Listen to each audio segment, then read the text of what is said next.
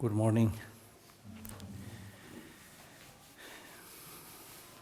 Master, very famous master or teacher, Kongdang Tempe Dume. In one of his teaching, he says, the foundation of Dharma practice is whether you have a good mind or a bad mind. If you have a good mind, means positive mind, then the foundation of spiritual practice, Dharma practice is there. Good mind is a mind which tries to directly and indirectly benefit others. That's called good mind. So that is the foundation of all your higher spiritual practices. The door, the gateway to Dharma practice is listening to the teaching. If you don't listen to the teaching, you will not know the meaning. If you don't know the meaning, you will have no idea what to adopt, what to discard. So the gateway to Dharma practice is listening. In fact, ear is a gateway. It's open, some holes there to let the sound enter inside. Huh? So the gateway to Dharma practice is listening to the Dharma teaching. It's by listening, not just hearing. As I made a distinction yesterday, there is a difference between hearing and listening. Not hearing from here and sending it away from here, but listening and then retaining it in your mind. Listening to the teaching dispels the darkness of ignorance. So listening is just like burning a lamp, bright lamp, that would dispel the darkness. It's an interesting example, you see. Let us say this room has been closed for a long, long time. There never has, light in this room. Any of the light, candle light or sunlight, or let us imagine this room has been kept dark for, say, 1,000 years. So that kind of darkness, which is kind of stored for 1,000 years, can be dispelled just by burning one butter lamp.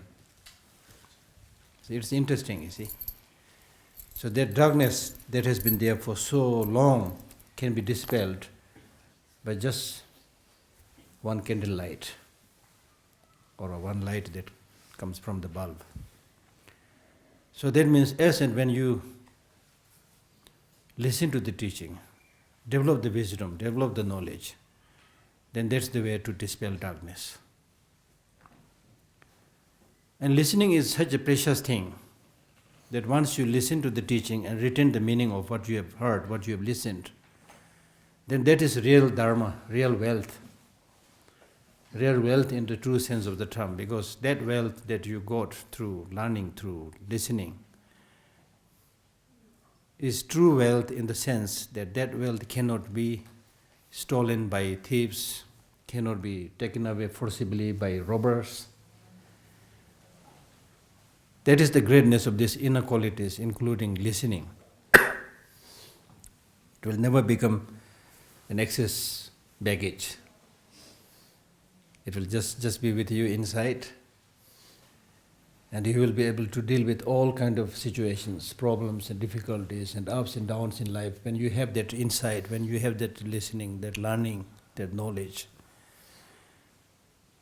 Therefore, the value that you get from these teachings is priceless, actually. So therefore, in ancient times, the Buddhist teachers, they really focused on how to cultivate these inner resources, this inner wealth, which can be yours all the time.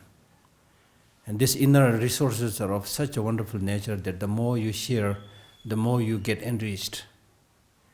In terms of external wealth, when you share something to others, you become less of that wealth. If I give this watch to you, I have no watch.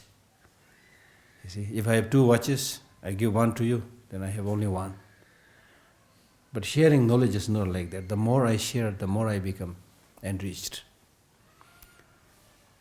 And this internal knowledge can be your constant friend, reliable teacher, all time to come, in all kind of situations and difficulties.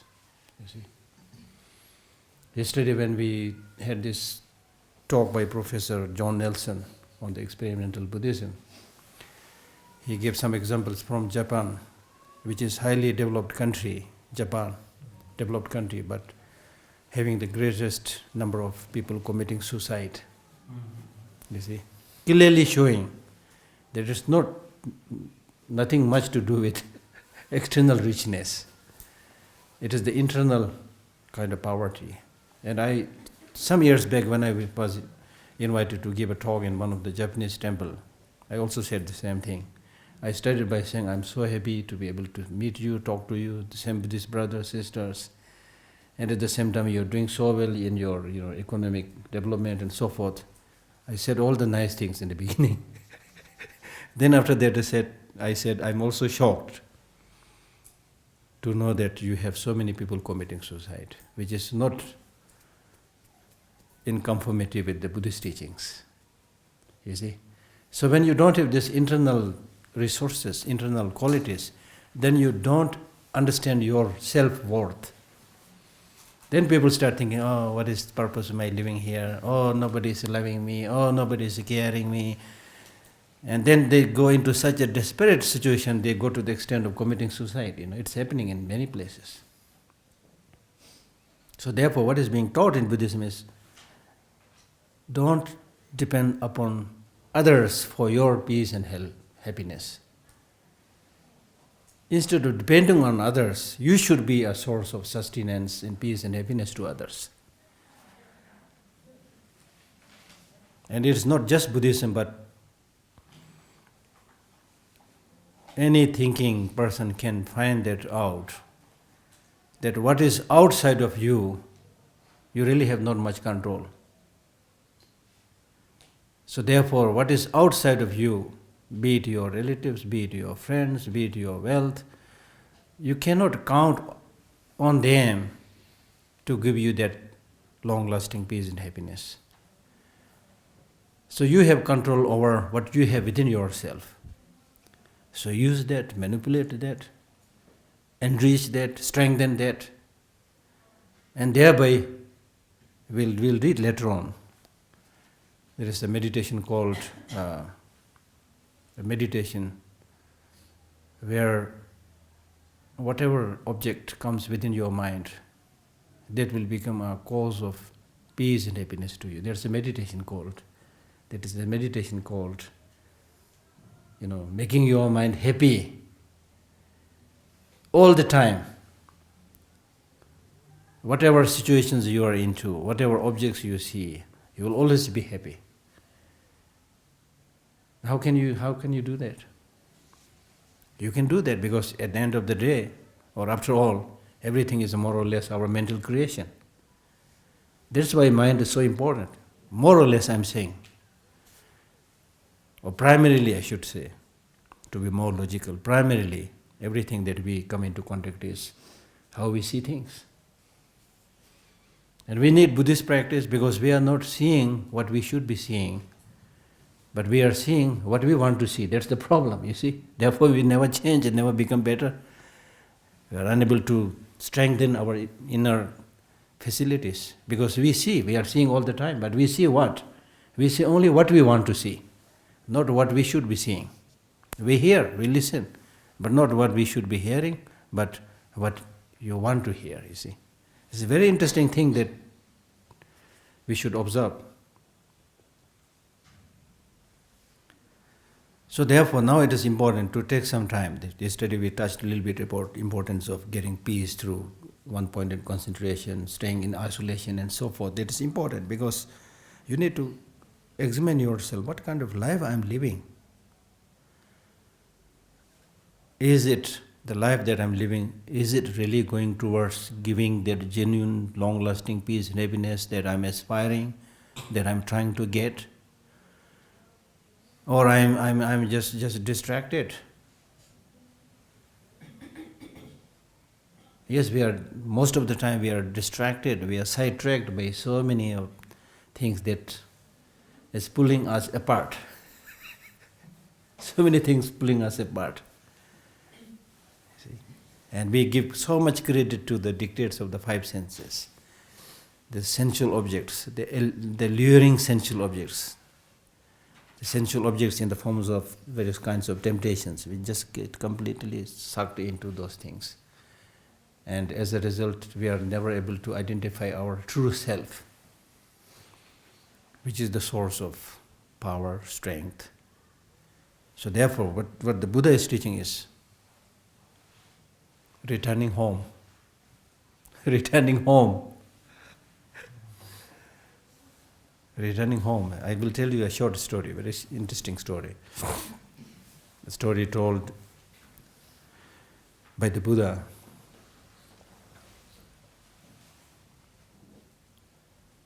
Once a hawk, the bird hawk, caught a felon. What is a felon? I'm not so sure. Felon, F-E-L-O-N. Probably it's a small bird. Okay? It's a small bird anyway. It's not important, yeah? It's a small bird. So a hawk comes flying down with full strength and catches hold of that felon and takes him into the space, Then, while on the way, the felon says, I wish if I have not wandered outside my area, my home, my familiar territory. Because I wandered outside my familiar territory. That's why you were able to catch me and I become a victim today. If I am in my own territory, you would not have been able to catch me.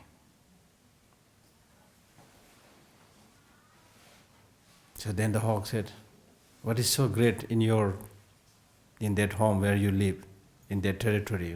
I will release you. Go back there. Then still I will be able to come and catch you and kill you. Then he released that bird. And then the bird quickly goes to his hometown. And he just ducks deep into the ground and hides himself, and the hawk was not able to catch him.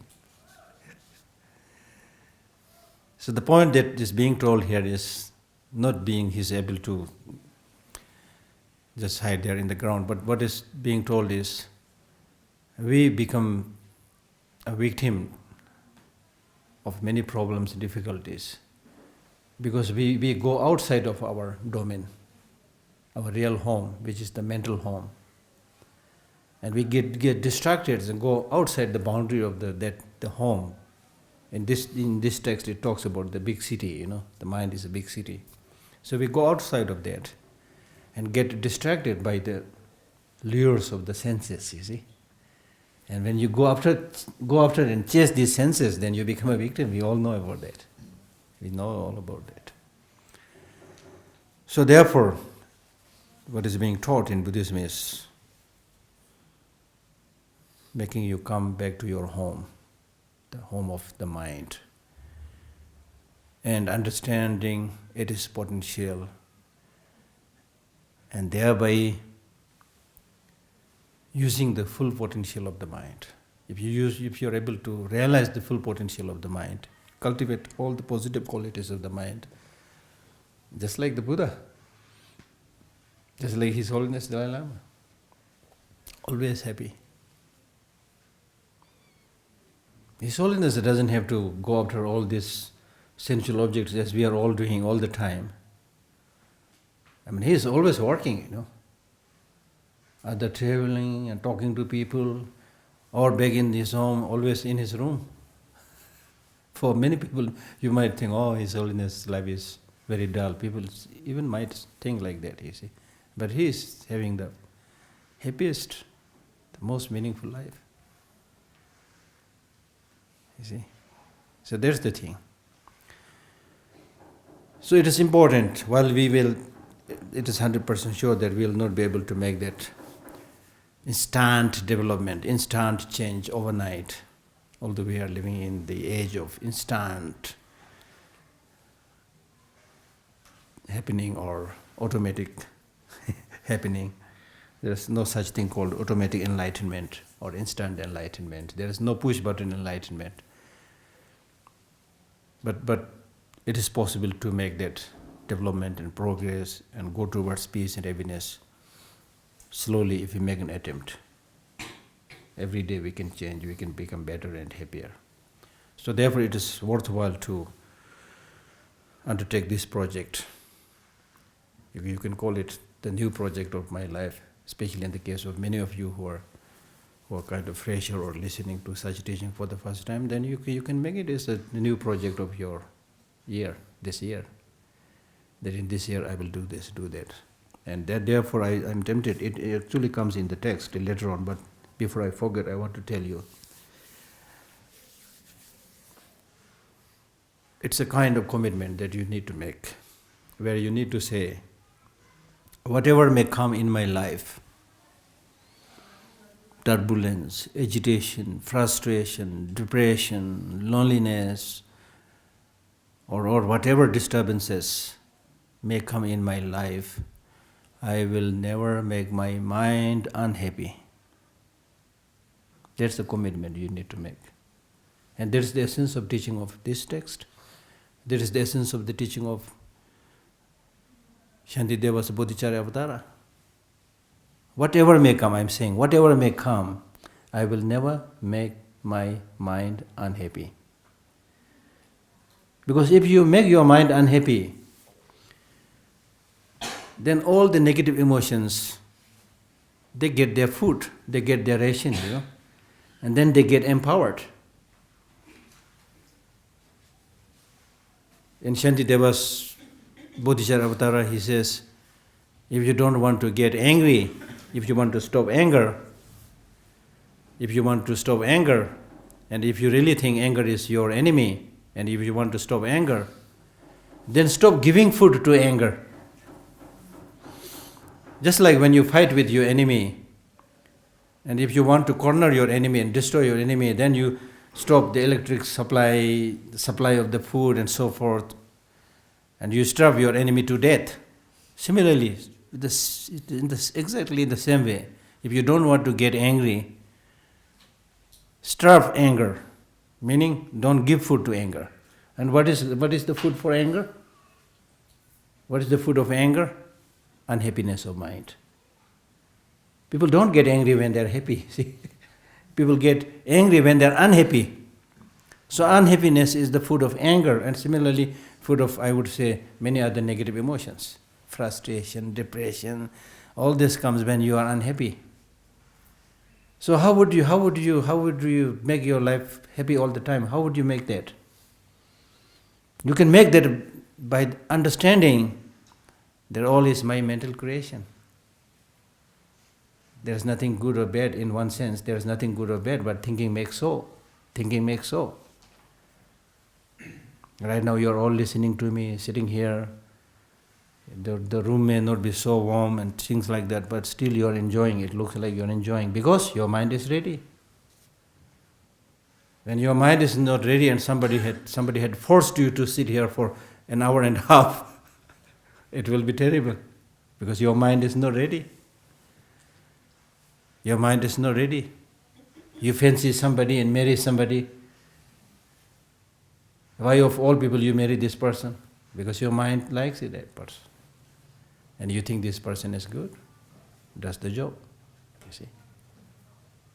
It's in your mind.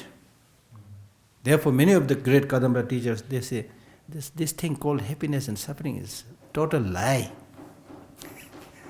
This thing called happiness and suffering is a total lie, because it's all in your mind.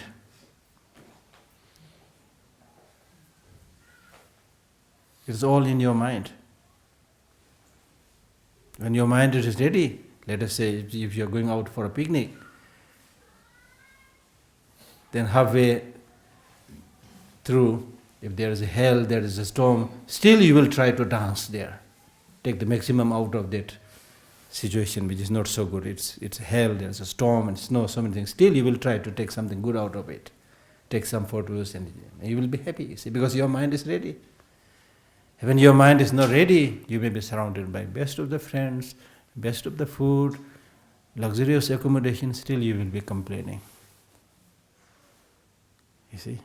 You will not be able to enjoy it.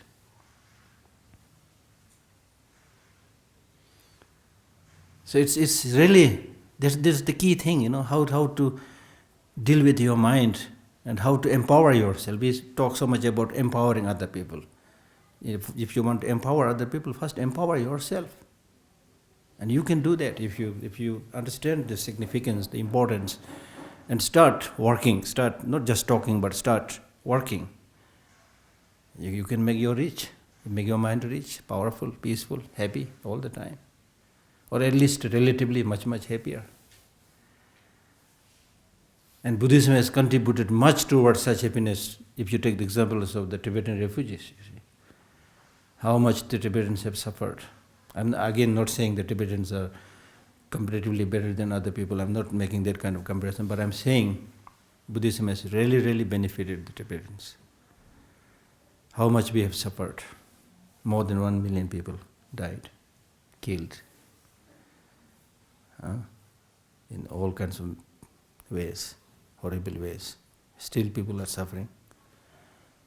In exile, in refugee also, because of His Holiness and because of our culture, because of religion, Tibetans look okay.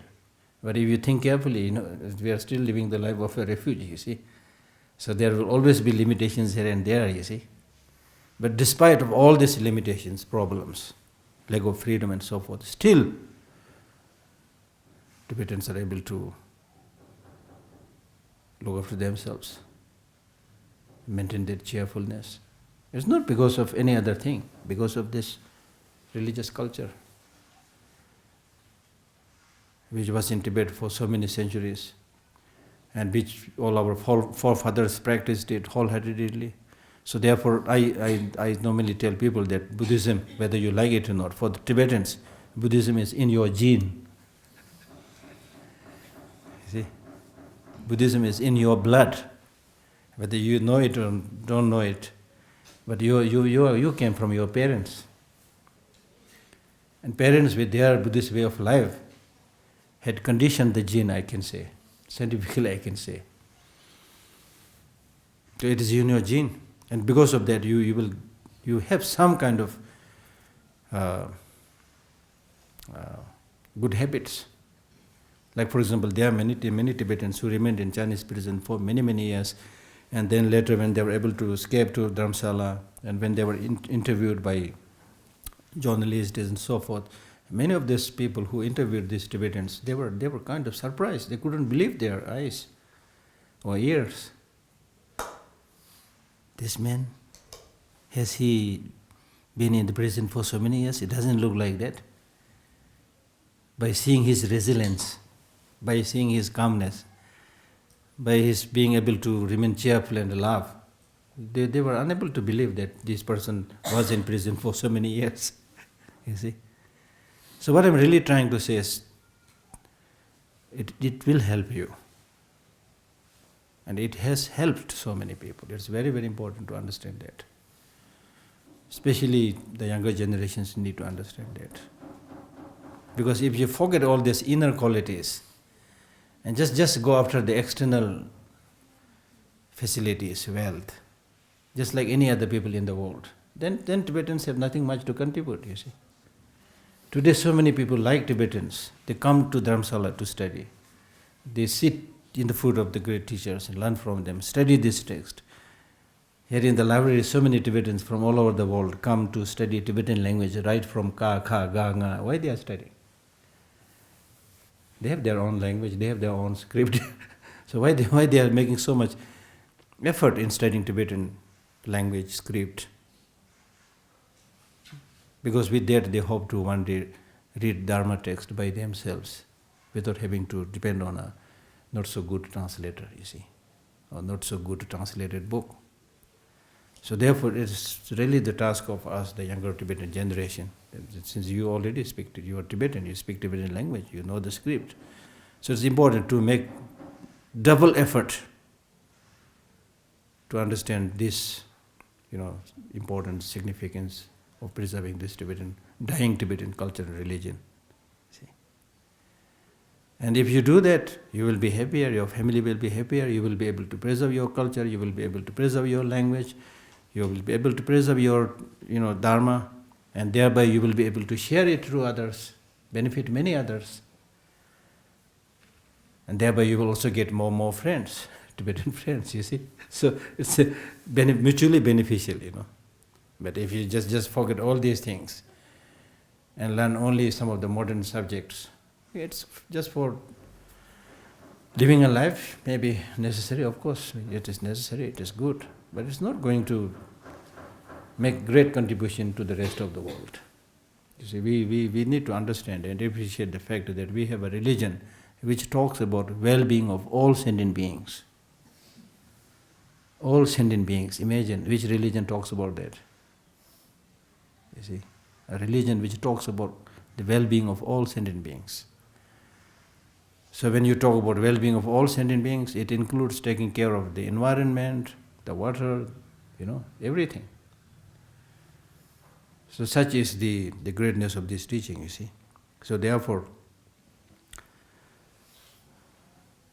the gateway to Dharma practice is listening. Listening. It's important to read. Listening means not just listening, but it means reading, listening to the teaching, reading the teaching, understanding the text. Now, luckily these days, there are so many good texts.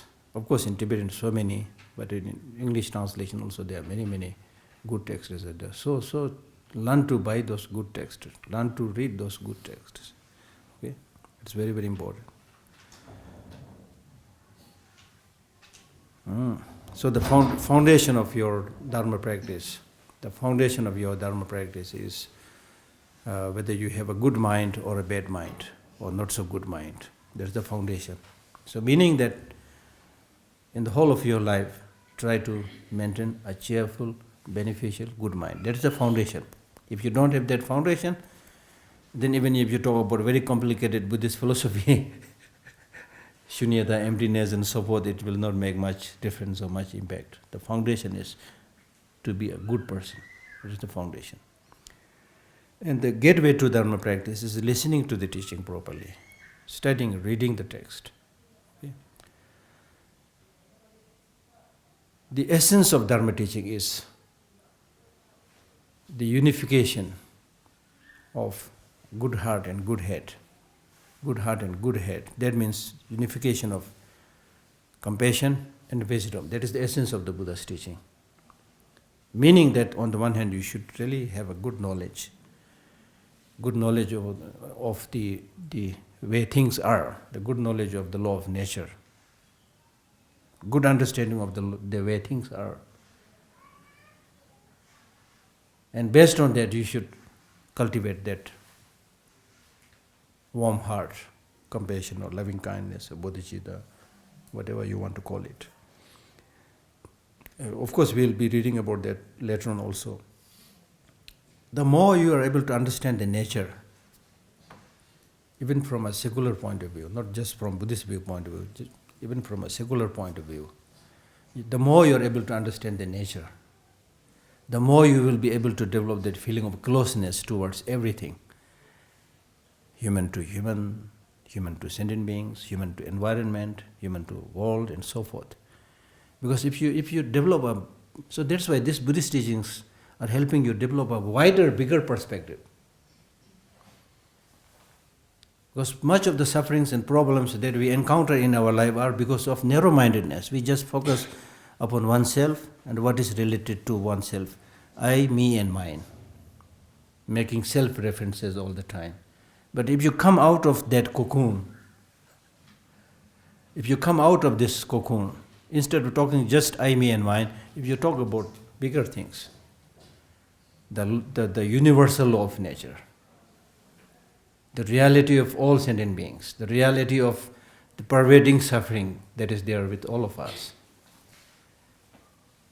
the interconnected reality. If you are able to understand all this from a bigger perspective, then you will be able to see that the real binding force of all of us is basically same. So you can't really make any big superficial, differentiation by saying, oh, this is from America, this is from Tibet, this is from China. This kind of labels and differentiations are just minor, small text, small labels and text. They're not their object. Their real object is that we are all born exactly in the same way. Americans, when they are born in the same way. Tibetans, when they are born in the same way. It's not that the Americans, after their birth, all the kids, they start laughing. And the Chinese, after their birth, they all start crying. Not like that, you see. We're all born exactly in the same way. We all become sick. We all become aged, And then finally we all die, you see. This is the big picture, the big law of nature. You see? And normally when you're a little bit successful in your own small domain, we forget all these things. We forget all these things. So therefore, in your life, it is important to remember the sameness of all of us. And I told you earlier also that sometimes when there's a big tragedy, then people come back to their senses, at least for a short time. Then they try to be, nice to each other, help each other. You see, when there's a big tragedy. So that's why in Buddhist teachings also they say suffering is introduction to happiness. When suffering comes, tragedy comes, don't get completely discouraged. Because these are basically challenges. Challenges give you opportunity to grow. If there's no challenge, where is the room for showing your bravery, your talent, your intelligence? You see? So this so-called problems and sufferings are actually wonderful opportunities, challenges. They're important, you see. Otherwise we'll never learn. We forget everything. We go after ephemeral, pleasures, and we forget all these things. And I've seen this several times. I told you this story, personal story of. You all have that story. When you fly in an aeroplane, or when you check in a 5-star hotel or a relatively good hotel, then in the beginning part of that occasion, everybody feels that I'm somebody, why should I bow down to this one? I'm somebody, why should I bow down this one? Everybody, at the most they'll say, hello, good morning. The way you say it is also a little bit, good morning. You don't say like this, good morning. It's different, you see. Good morning, at the most. Otherwise, people don't want to also show those kind of pleasantries. Because I'm somebody, you're somebody. Okay, fine. Go your way. We will soon meet you. So let us take the example of flying. So when we check into the aeroplane, go into the aeroplane, again we have that same kind of demeanor. Sit there, the flight is smooth, the flight attendants come, serves you nice food, everybody is so far good. There's not much need for me to talk to others, kind of attitude. But suddenly, ladies and gentlemen, tie your belt. We are soon facing a turbulence. We are entering the turbulent zone. So very soon, there is a turbulence. The look of the face completely changes. And a sign of desperation, people hold on to the seat, which means nothing. But still, you see. And then at that time, people really, they just come down and then they start smiling, you see. Because at the end of the day, when everything fails, you need to smile. You are compelled to smile. I will give you a wonderful example, very wonderful example. You can do this after the class. Go and see this Indian men and women that's working in our library, bringing the mud on their head. The whole day they carry this mud and dirt in the cold. We are sitting here, still they say, I'm feeling cold, They're out they're outside, they're out and working the whole day. They don't rest even on Sundays. They work. But you will always see them smiling. You check for yourself. I'm not fabricating. You check for yourself. You see? But those of us who are termed as highly educated, rich, we don't know how to smile. If we smile, it is sarcastic smile, or politician smile, or ridiculing others, That's the thing. So clearly showing, unless you have some kind of contact with the nature, the reality. These people are in contact with the nature, reality. We are not in contact with it. Most of us are not in contact with the reality and nature, you see. So we completely lost touch with the nature. So therefore it is important my main point was to come back home and cultivate these great twin qualities of wisdom and compassion. Wisdom meaning understanding the law of nature. In Buddhism we call it shunyata, but it is basically talking about understanding the law of nature, the way things are. And why should we know the way things are? Because because the Buddha is saying, because it is better that you live in accordance with the law of nature. So are we living in accordance with the law of nature today?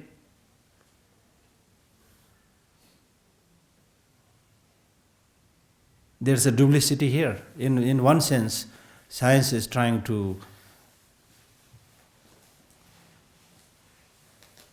go with the nature by saying, everything you do should be, objective. You should always experiment, observe, find things for yourself. That is the science slogan of the science or scientists. But then on the other hand, you see that they are coming up with so many things where you are completely shielded from the law of nature.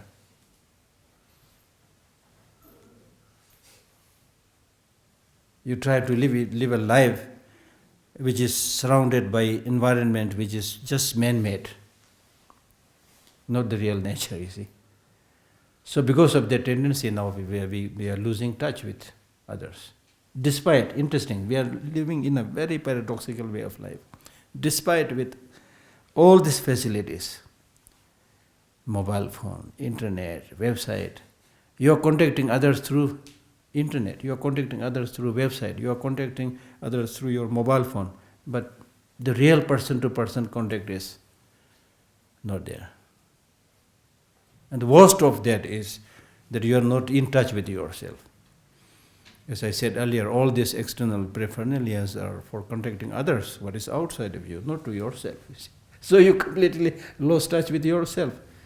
You can't use mobile phone to call yourself or use internet to call yourself. The only way to keep in touch with yourself is reflection, meditation, contemplation.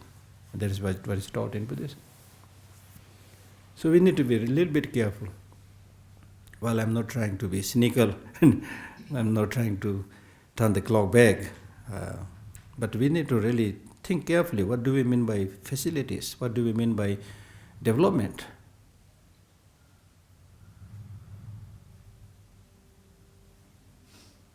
Today, unfortunately, development means many high-rise buildings, and in between these suffocating high-rise buildings, if there are some shiny roads, and many cars are running in between, we call it well-developed, advanced city. But people living in those big buildings, suffering from loneliness, depression, and even just to go to work. In a car, you are moving in a car just to go to your work. It takes 2 hours to go there, 2 hours to come back. That is the situation, unfortunately. So is that progress? I don't know. I'm stupid. I don't know. Because these are all invented by many clever people, you see. But all I'm saying is we need to think. We need to think. And not just follow every other people. Because every country is following other country. If America is the most developed country, everybody will follow exactly like America. China is now trying to become exactly like America. Unfortunately, in terms of material development. Not in terms, again see, this is the paradox, you see. Not in terms of the good things, but only in terms of the external constructions. So it's very important to think carefully and don't allow yourselves led by the nose. So that's the essence of Buddha's teaching. Combination of good heart and good head, compassion and wisdom. If you have compassion but have no knowledge, you will not be effective, you will not be capable. So you must be a knowledgeable person. Even if you have a lot of knowledge, but if you have no consideration for others, no feeling for others, then your wisdom is, I would say your wisdom is then corrupted wisdom. Your wisdom is corrupted wisdom. If you are somebody who has lots of knowledge, actually I cannot call that wisdom. I can call that probably just knowledge or information. If you have just lots of knowledge or information and no feeling, no sense of responsibility for others, I would prefer not to have such kind of knowledge. Because people with lots of knowledge, with no consideration for others' well-being, these people are bringing the greatest destruction on this earth today. Because they know, they have knowledge, they can write it, they can read it, they can say things. So they bring a lot of damage and destruction on the whole globe. Against which, if you look at this, for example, these workers, these poor villagers, they are illiterate. So in their own way, they may be suffering, but they don't bring any destruction or unhappiness to the rest of the world, you see. You can see that. So who is greater? And therefore, His Holiness the Dalai Lama says, sometimes, even when you see an insect crawling, His Holiness says, you can make a prostration to them in one sense. He said this in one of his teaching. Because they are very lovely, very helpless, very weak. So they themselves are suffering. But what kind of destruction they are bringing on this planet? Nothing. In the case of the helpless earthworm, it even fertilizes, gives the fertilization, you see. In its own way, it's making its contribution. It's not harming anybody. But the so-called human beings, manipulating, calculating, with their self-centeredness, it's very frightening. So the purpose of all these teachings is how to tackle with that ghost within, His Holiness the Dalai Lama, at one point, when he was giving an initiation, so before the initiation, you make some offerings of dharmas to the obstructing evil forces. That's a tradition. Saying that, okay, you don't stay here, we are doing some spiritual dharma practice, and so the disturbing evil forces, you should not stay here, I'm giving you this gift, take this and go away. So to denote this, they make some offerings. And then after that, the Lama sprinkled some water as a gesture of sending away that disturbing evil forces. So at one point, His Holiness said, I feel like not doing it outside, but feel like doing it to myself. It's a very interesting thing, you see. And he said, the real evil force, we always think real evil force is coming from outside. The real evil force is here inside. Evil force is what? Evil force is somebody that disturbs your happiness, others' happiness, your peace, others' peace. And then look at this self-cherishing attitude. Look at the self-grasping misconception of reality. Look at anger, look at jealousy. All these strong forces of negative emotions, they are inside you, held and hearty. And you are feeding them all the time. Look at this. I call them terrorists. Today we talk about terrorists coming from outside, but from Buddhist viewpoint, these are the terrorists. We talk about a terrorist outside hijacking aeroplane, but I tell you, these terrorists inside you are hijacking your life. They are making you weak, they are making you vulnerable, they are making you confused. So if you are able to get hold of, I think we have a text here. Read this text called The Will of Sharp Weapons. which is a text written by Dharmarakshita to fight against this self-cherishing attitude. And he outlines all the bad things that the self-cherishing attitude has done from time immemorial. So read such texts, then you will see, That's not to say you are bad. See, make a distinction, you see. I am bad or you are bad. We are not saying that. We are saying make a distinction between you and the negative emotions within yourself. So try to minimize, reduce and get rid of these negative emotions and strengthen yourself with the positive emotions. Yeah. Now if the practice of compassion and wisdom is the essence of Buddhist teaching, and then how would you measure that your practice is really hitting the target? How would you measure whether you are doing any practice or not? And if you think you are doing some practice, how would you measure your success? So the same teacher, Kongtang Tenpa says, the measure of your practice is that whether you have developed some kind of discussion towards this life or not, some kind of sadness towards this life, some kind of frustrations to this life or not. Again, be careful. When I say frustration, this does not mean to, ask you to get completely hopeless, get dejected, and then say, oh, there's no meaning in life, I commit. Not that kind of thing. Frustration or sadness here means seeing the essentialessness of many of the things that we are doing in this life. I can't say that this is from where the word cyclic existence came into being. This notion, samsara, cyclic existence, came into being. Cyclic existence means you repeat the same thing, do the same thing again and again. Then you are born in the same way. You die in the same way, born in the same way, do the same stupid thing, die, born. That is called cycle of existence. If you want to have a modern word, I can say you are a photocopy. Recycled over and over. Recycled. So don't become a photocopy. Try to show your originality. Don't let yourself recycled, again and again, and producing the same paper.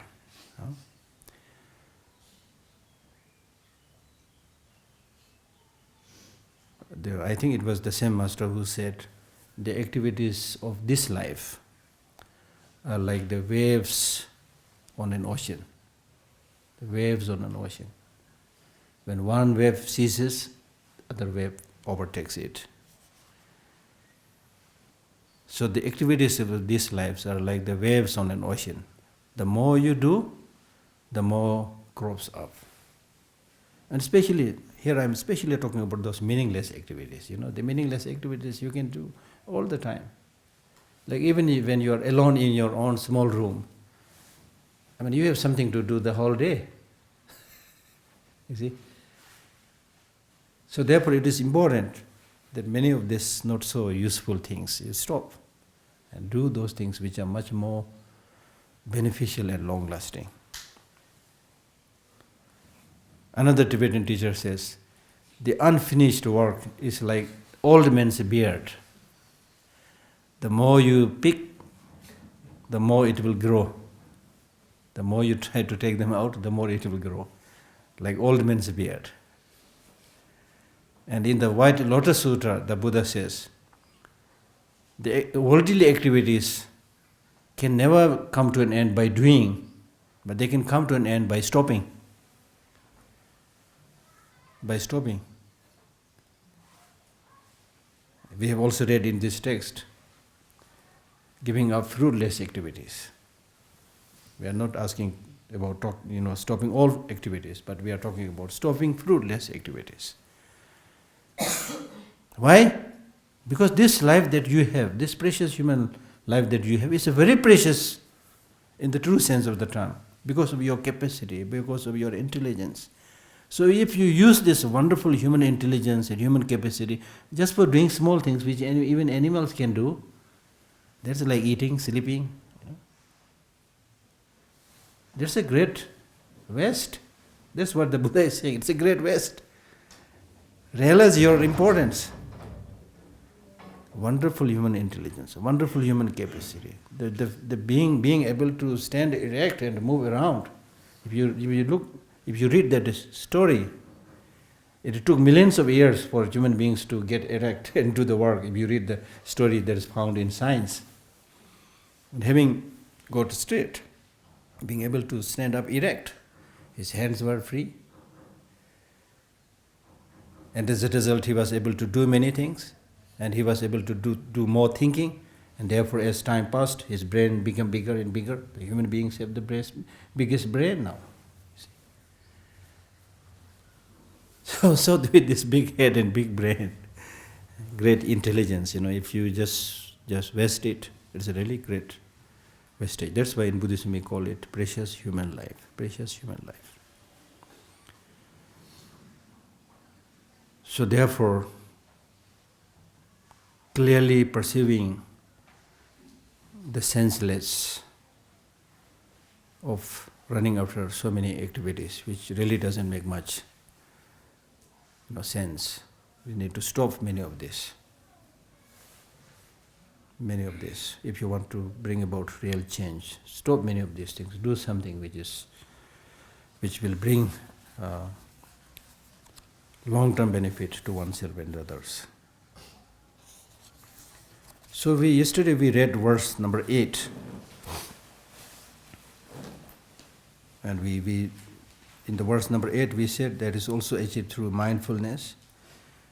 So with the practice of mindfulness and conscientiousness, which is actually the practice of morality, then you will be able to develop genuine veneration and respect to the teaching. And that genuine veneration and respect to the teaching will be there only if you spend some time in isolation, reflecting and thinking about the greatness of these practices.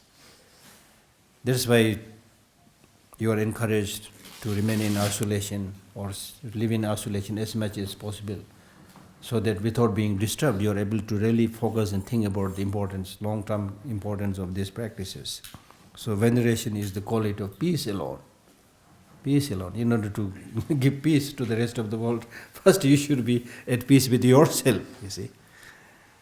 And that peace will not come just like that. That peace has to be cultivated by ensuring that your mind is not excited, your mind is not distracted.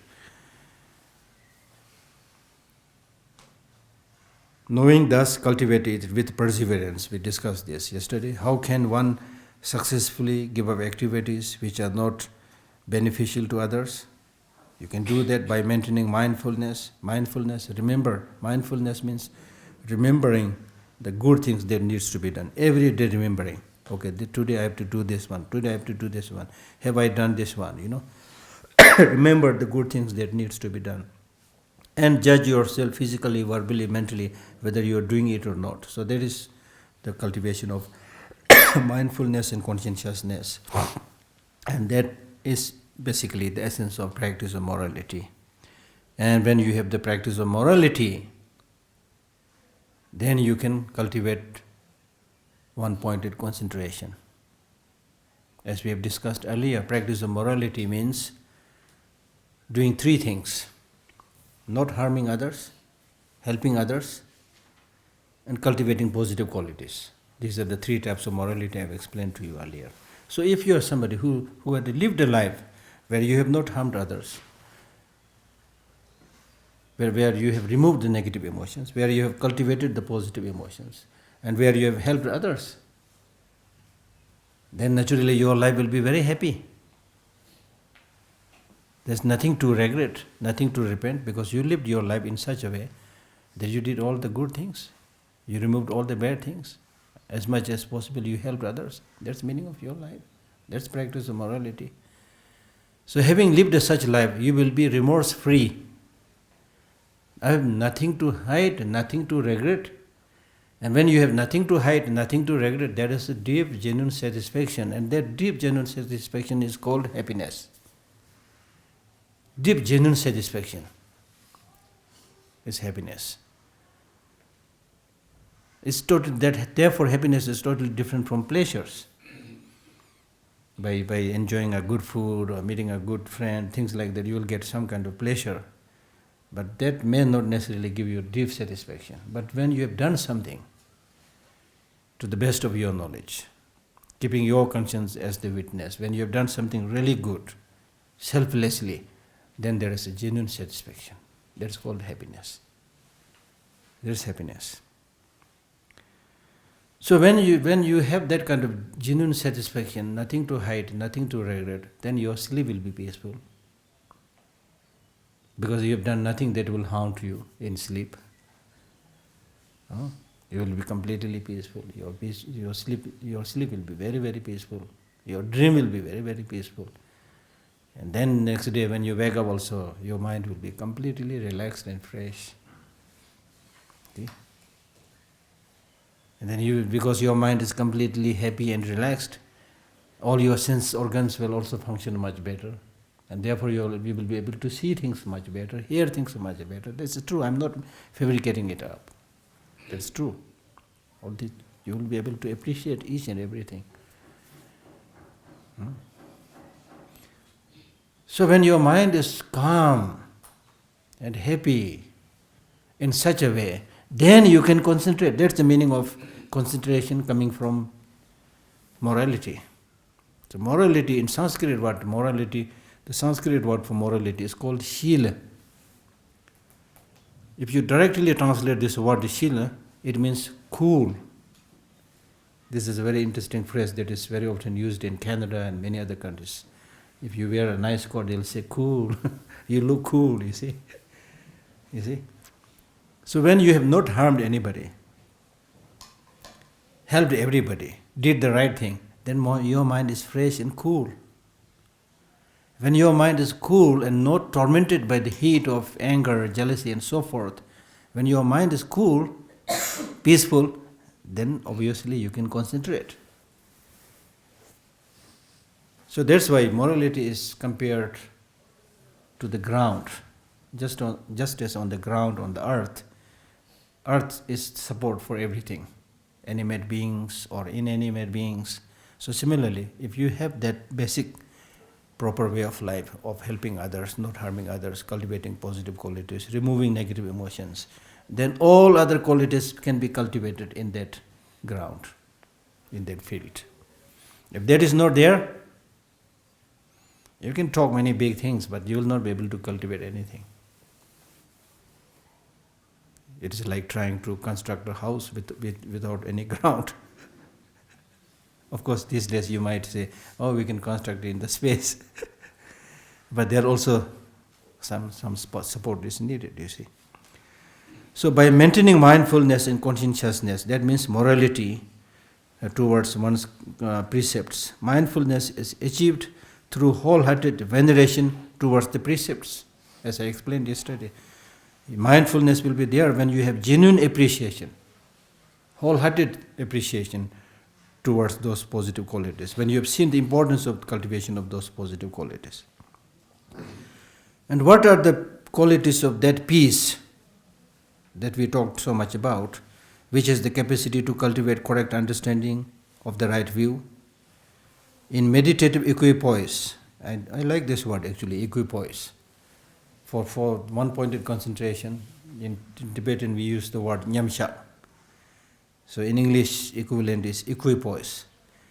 When your mind is lopsided, you can't concentrate, you see. When your mind is distracted, you can't concentrate. When your mind is harmonious, of equal stability, then it can focus. In meditative equipoise, one will know the perfect view as it is. When your mind is calm and concentrated, then you can understand many things, including the perfect view, or shunyata, or emptiness, as it is. Perfect view as it is, without denigration, without exaggeration, you will be able to know things as it is. Okay, as it is means the ultimate reality, the Buddha said. So by stopping external distractions, the mind will not be distracted from peace. See, by stopping the external distractions, this is something that I have been repeatedly saying this morning. One way to get that long-lasting peace and happiness is to learn to come back home from the distractions, especially the external distractions. Finding your home, coming back home, homecoming, okay? External distractions. Now the external distractions are so much, it's overwhelming. And I tell you my own experience with that. When I was, it was before I became His Holiness's translator, when I was just studying in the Institute of Buddhist Dialectics, attending His Holiness teaching. Then at that time, because I don't have to translate, I can concentrate what His Holiness was teaching. I can listen properly and take notes. And sometimes I get so inspired that I think I must do something. I must do something. On the spot, I really get inspired. I'm sure you all have that kind of experience. But believe me, it lasts only up to the door of the temple. As and when you step outside the door of the temple and join the rest of the big flood of people, the crowd, it's almost like saying, Geshe, come back, join the rest of the family, You're completely carried away by that same familiar situation which inspires you to do the same stupid thing again, you see. So it's not easy, you see. So that's the meaning of external distraction. So especially in the beginning, when you are not so established in your Buddhist knowledge, Buddhist practice, it's important to spend some time in isolation, think more about it, reflect more about it, think about the importance of your human life and so forth. And then gradually, hopefully, even when you mix with the crowd, you'll be able to at least perceive, okay, where I'm going, what I'm doing. At least there will be some checks and balances then. So in the beginning, as I said repeatedly, it's important to spend some time to, strengthen your inner qualities. By stopping external distractions, the mind will not be distracted from peace. You see, the peace is found within, not outside. So this is what he is saying. By stopping the external distractions, the mind will not be distracted from peace. This is a big challenge. Ordinary people are almost saying, the peace will be found in the external distractions. Let us go to the shopping mall, there is a peace there. Let us join a fun club, there is a peace there, you see. That's our tendency. But these Buddhist teachers, they are saying, by stopping the external distractions, the mind will not be distracted from peace. So here we can do an experiment. Maybe you can do that tomorrow morning. Just spend, I'm sure many of you are doing, but those who are not doing, you can do that experiment. Just tomorrow morning or any time you have. Just spend 10-15 minutes reflecting inside. Trying your best not to get distracted by external situations. And then see what is your feeling. In fact, we can do it here right now. So let us sit properly, do a small meditation. As a kind of experiment. Now you can all see the Buddha image? Not so clearly, or can you see the image, Buddha image? Can you all see the Buddha image? So look at that image for a few seconds. Then after that, without looking, you will get a mental picture of that. Try to get a mental picture of this Buddha image and meditate and concentrate on that.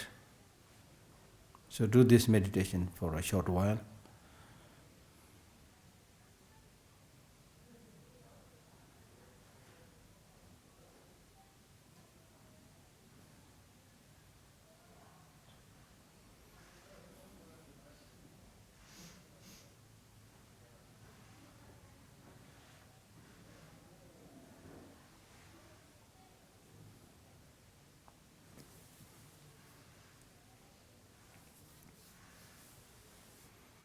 All right. So now tell me, what did you get? Were you able to concentrate just on the Buddha image? or many other things were coming, or nothingness, darkness, blackness, or what is coming in your mind?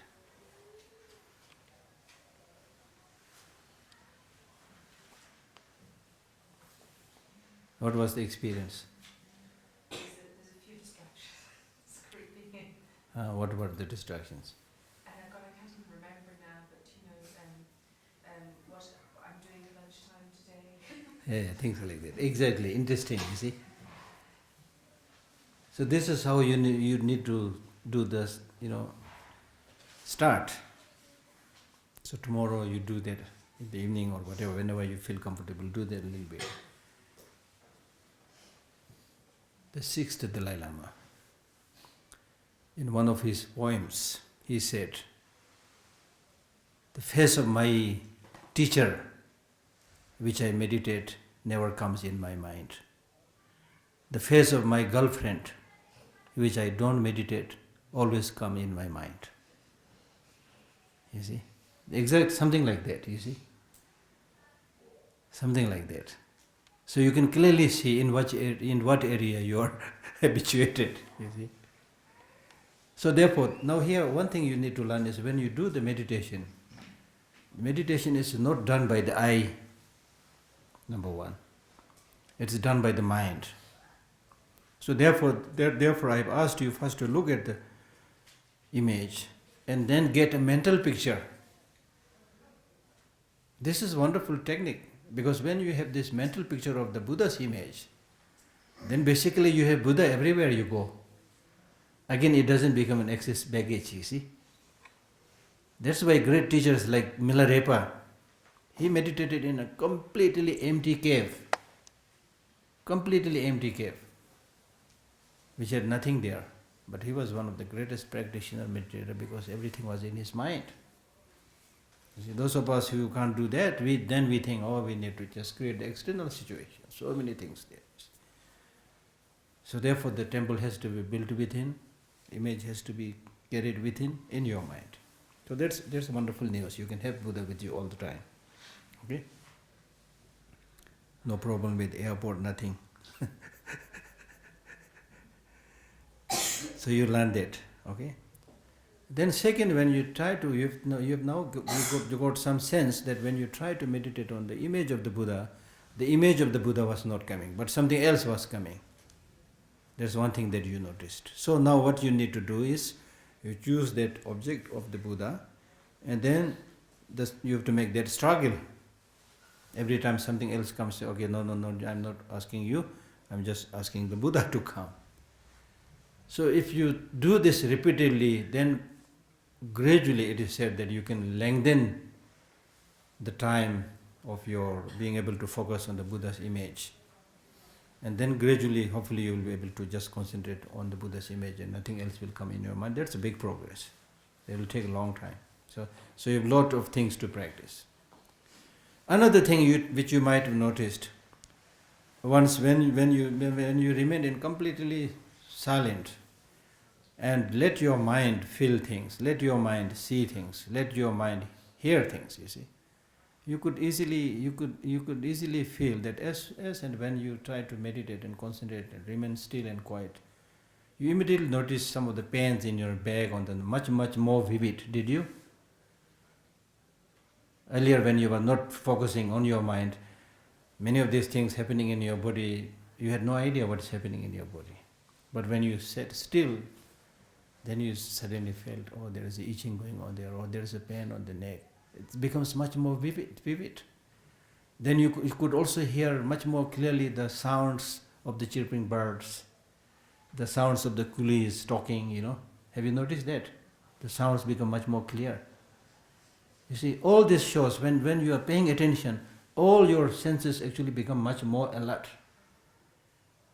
You see? So even when you are taking a food, that's the problem in today's world. You see, even when you are taking a food, delicious, it may be a delicious food, but you are not actually tasting it. You are just throwing it into your mouth. Because while you are eating, you are thinking about something else. While you are having lunch, you are thinking about dinner. You see? That's the problem, you see. So therefore, this kind of process of teaching helps you concentrate on whatever you are doing and enjoy that moment. Live in the moment. Live in the moment. When you're eating something, just appreciate that food. And thank those who had provided that food. And then taste its flavor.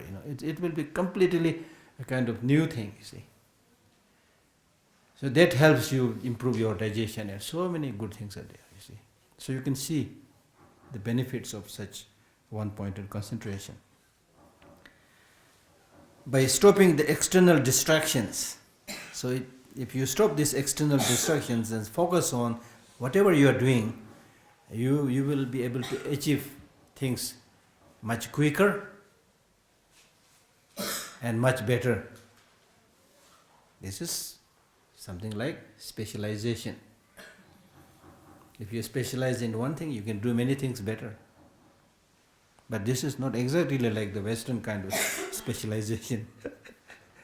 Western kind of specialization is, you know everything about nothing, I call it. You know everything about nothing, that is specialization. We are not talking about that kind of specialization, but specialization in the sense of concentrating on whatever you are doing. So mindfulness, conscientiousness is needed, not only during meditation, but throughout your life. Remembering what you are doing, remembering what you are talking, Even in, okay, we'll read that later on. By stopping the external distractions, the mind will not be distracted from peace. In the absence of conscientiousness, others will overpower you, other negative emotions will overpower you. Forgetfulness, if you don't maintain mindfulness and instead if you have forgetfulness, then that forgetfulness leads you to something other than your objects of focus, and thus your mind will become distracted. But once you possess mindfulness and conscientiousness and stop becoming distracted by external objects, you will gain control. So gaining control. Forget about gaining control over others. First you gain control over yourself. Forget about getting independence from others. But first you get independence within yourself, you see. Let the mind remain focused on a single object. Single object, focusing on a single object means bringing all the energies of the mind together, so that whatever you do, you will be able to do it much more effectively, and it will abide there. So if you undertake this practice of one-pointed concentration, get rid of the external distractions, and then gradually you will reach such an extent where you will be where your mind will be able to stay on that object just like a mountain. So through this kind of process of training of one-pointed concentration, you should reach a stage where your mind becomes serviceable to you. Right now you are controlled by your mind. Now you need to control the mind. And through this practice, gradually you will be able to gain such a control over your mind that when you ask your mind to do this thing, yes sir. Go there, yes sir. Cultivate compassion, yes sir. Cultivate wisdom, yes sir. Help that person, yes sir. Okay, don't get distracted. Remain concentrated, yes sir. So the mind will become obedient, serviceable, functionable. Then you can achieve anything you want. Right now you don't have the control. When you try to say something, the mind becomes rebellious. You see? Because you are simply trying to force the mind to listen to you, but you don't have the tactics. You don't know the meaning of loving kindness, you don't know the meaning of compassion, you don't know the meaning of wisdom. So when the mind rebels, you have no logical explanation to silence that rebellious negative mind, you see. So with the cultivation of all these positive qualities, you come with techniques, skillful means, to explain to the mind, no, what you are doing is wrong, this is the right way, it's good for you, then the mind will listen to it, you see. Okay? So let the mind remain focused on a single object, and it will abide there for as long as you wish. And from that will arise many benefits. Of course, then you can do whatever you want to do, the good things, I mean. Then of course you will get all the benefits.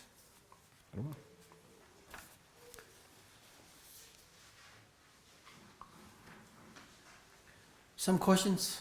We never had questions. Some questions?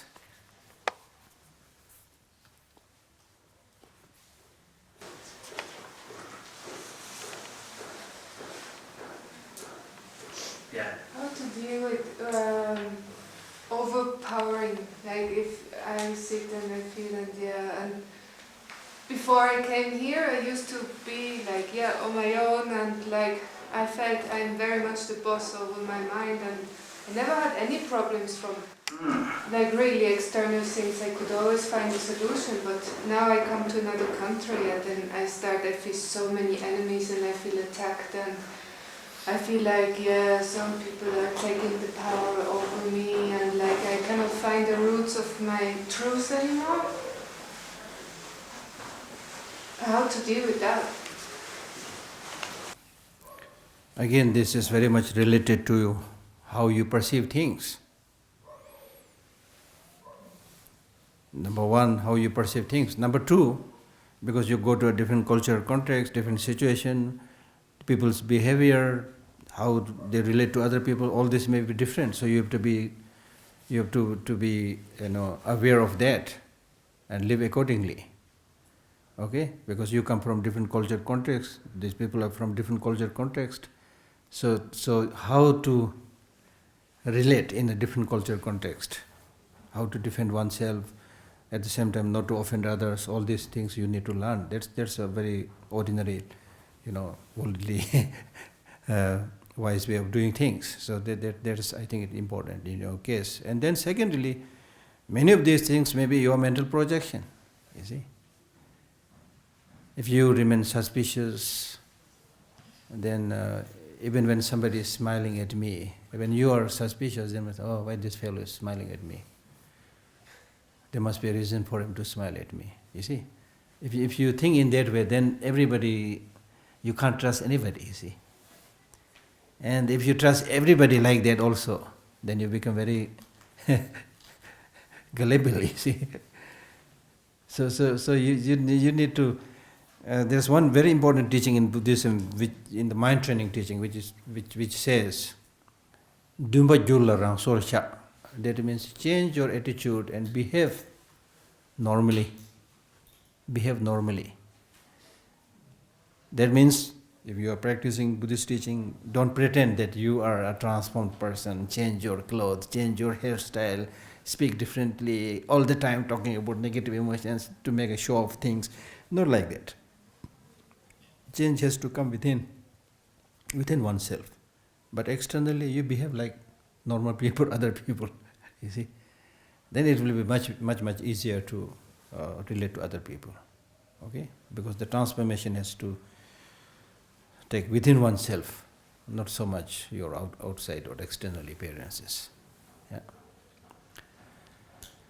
Then, it's using common sense, when you go to different country, depending upon the situation of that country, you have to be careful also. That's the ordinary wisdom, you see. Like, for example, in a place, if it's a risky place, then a woman traveling alone, thinking that it should be like in the West or things like that, then you get problem, you see. So these are like common sense things. For one's meditative practice, if we don't have a spiritual teacher of any sort. What? For meditation, if we don't have a spiritual teacher of any sort, how do we know that we are on the right track? I think here it's really very much related to using common sense. Because generally speaking, you know to a great extent what is good for you. Okay? You know a lot what is really good for you. So do those things to start with. There's a lot of work to do there. Because knowing is not equal to doing. So as I said already, there are a lot of things that you already know. It's definitely good for me, definitely good for others. Do those things. Okay? And if you play with this English word meditation basically means thinking. Okay? Sometimes when somebody is in a very pensive mood, then someone comes and says, "What are you meditating?" So that means, what are you thinking, you see? So use this very important human faculty, the capacity to think and judge, and see for yourself whether anger is good or bad. If it is really bad, develop that conviction that it's bad, and then try to distance yourself from that. Even with this kind of things, it's a lot of things to do, lot of work to do. So do with that. And then occasionally, there are so many good books are there, like many of the books written by His Holiness Dalai Lama. You can pick up those books, and many of these books talk about how to do a formal meditation also. So the teachers are there these days. And then there are so many good teachings on DVDs and CDs, So these days it's really a lot of facilities are there, yeah. Yeah. Right.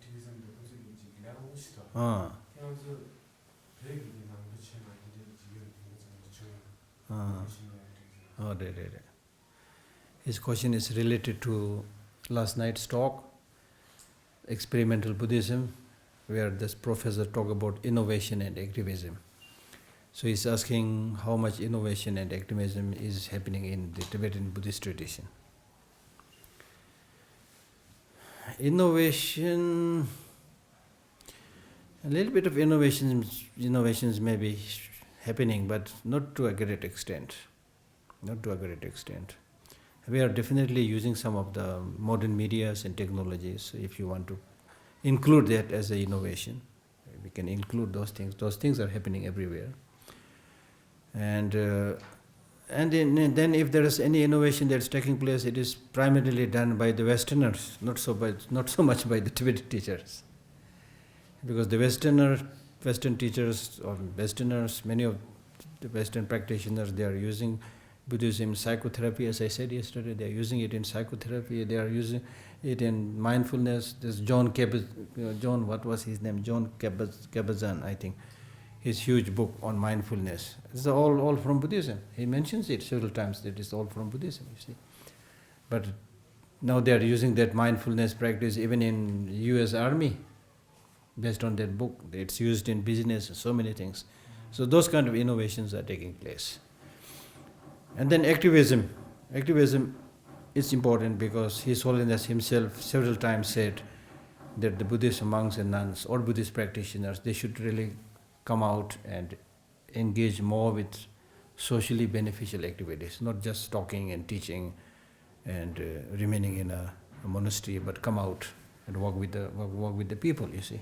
So I'm working with the people, I'm not in a monastery. I'm joking. So that is also happening. Like, for example, in all the major monasteries, they've all now started their schools, they've started hospitals, So it takes time, it's slowly happening. But we need to do more. We need to do more. Yeah.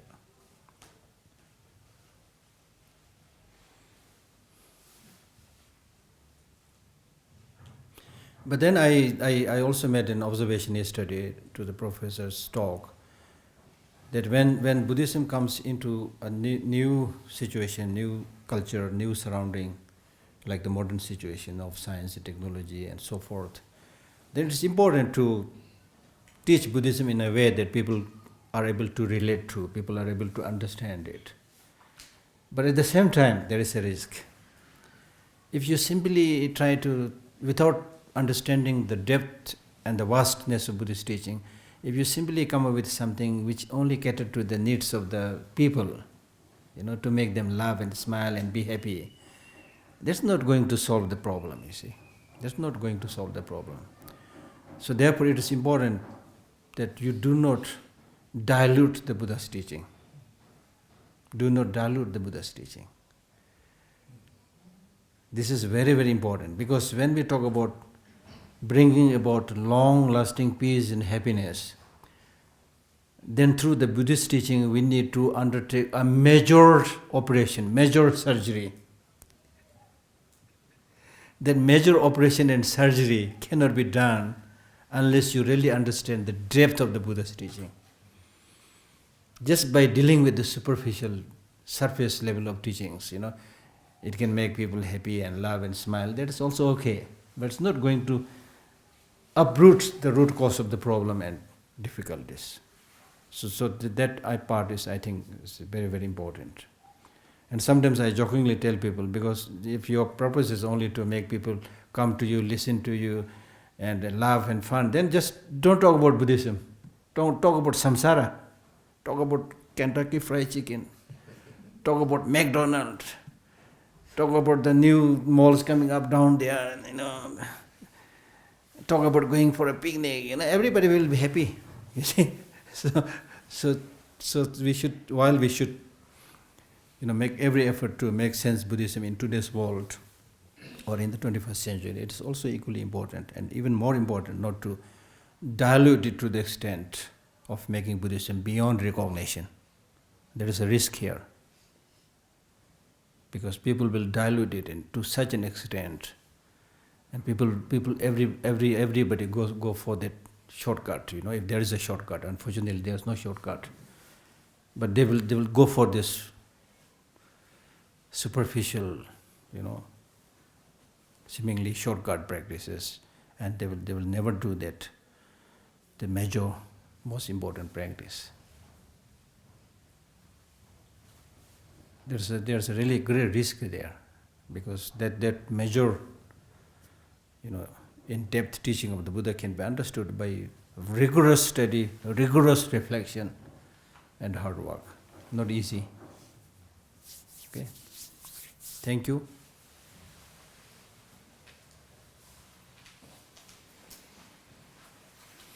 So pray in silence today. Whatever you want to pray, pray.